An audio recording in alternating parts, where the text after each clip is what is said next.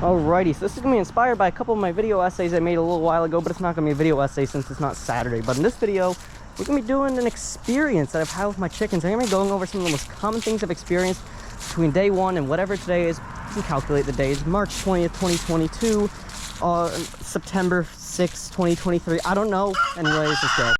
Alright, so right off the bat, the first experience I had with my chickens was trying to make sure that they were all in the heat lamp. You want to keep them in a circle, not directly under the heat lamp, but yes, in an area where the heat lamp illuminates the floor. Also, you want to make sure your heat lamp is set up in such a way that it makes sure that nothing can catch on fire on the floor, or else your chicken brooder will unfortunately end up catching on fire. And that is a rookie mistake that I see so many people making along the chicken keeping area, is that like they keep their heat lamp really close to the ground so it touches a chicken, kills them or something like that.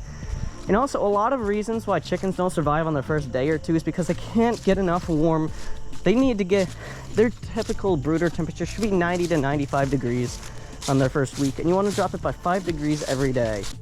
Alright, so the next experience I want to say is fragile chickens when they're born. Chickens, when asserting their pecking order, will attack each other, and Mrs. Peepers was something a little bit different. She was attacked by burnt chicken tender because, you want to know why?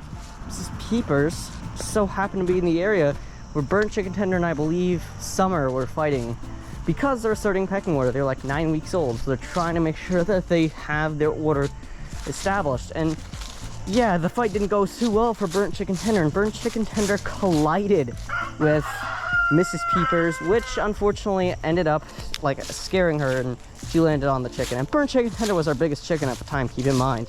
No wonder why the coyotes wanted to take burnt chicken tender. Rest in peace, burnt chicken tender. She died like last month, by the way, like on the 20 something, I don't remember. Anyways, yeah, let's move on to the next experience. Now this is the predator experience with chickens, and this is one we all hate to admit it, but our first predator is typically not going to be our biggest attack. Although in the farm flock, our first attack was a large-scale one, either done by a fox or a coyote. More likely a fox, since it killed 4 chickens, left two chickens with massive scattered piles of feathers, and 2 chickens without. Happened on July 12, 2021.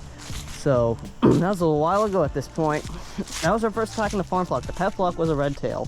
Typically it's something small, something that you can recover from, and especially if you have like 12, 13 chickens as your first flock.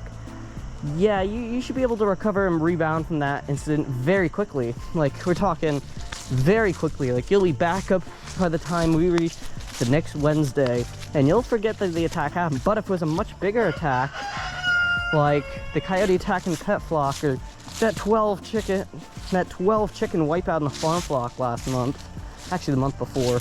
I cannot believe it's already September, y'all. But like, as I'm saying, if that were to happen as your first attack, that would be upsetting, because most people get like 8 to 12 chickens, and if they got like 12 chickens and 12 die, that's very upsetting, especially if all die at once, especially considering that a lot of chickens are really friendly.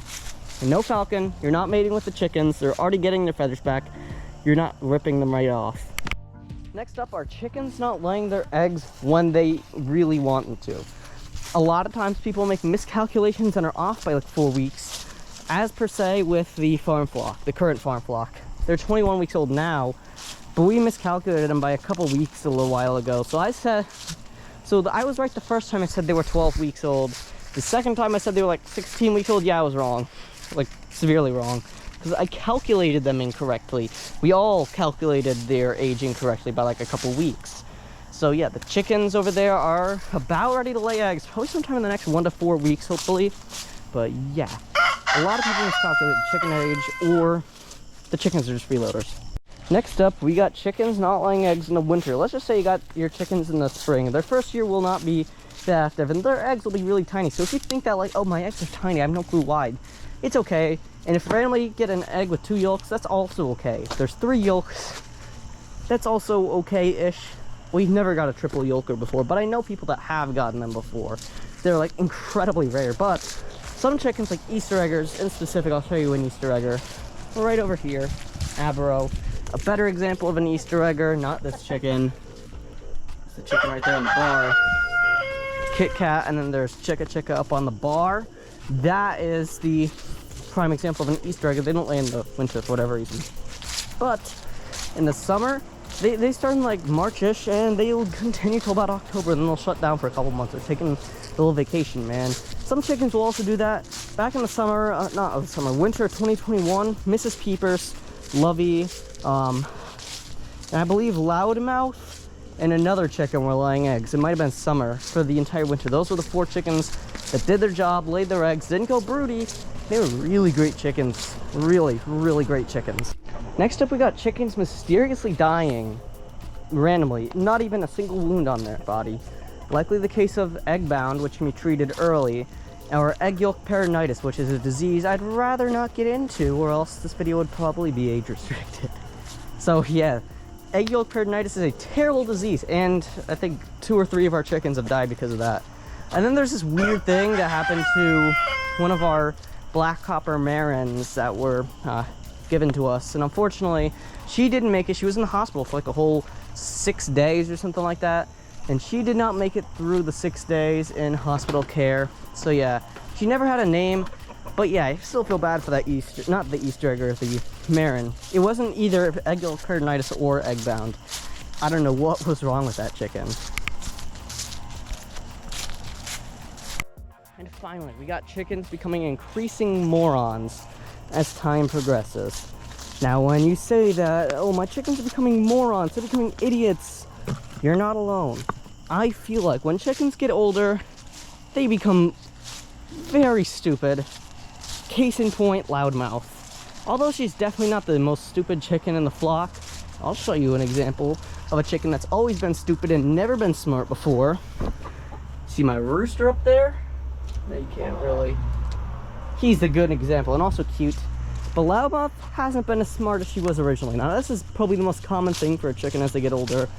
And that concludes 3 years worth of experiences. I just documented a lot of the big experiences I've had. But yeah.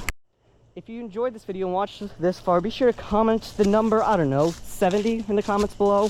And also click the video on the screen. It's a list of even more experiences I've had with my chickens. It's even a video essay prepared just for you. Anyways, I'm out. Subscribe.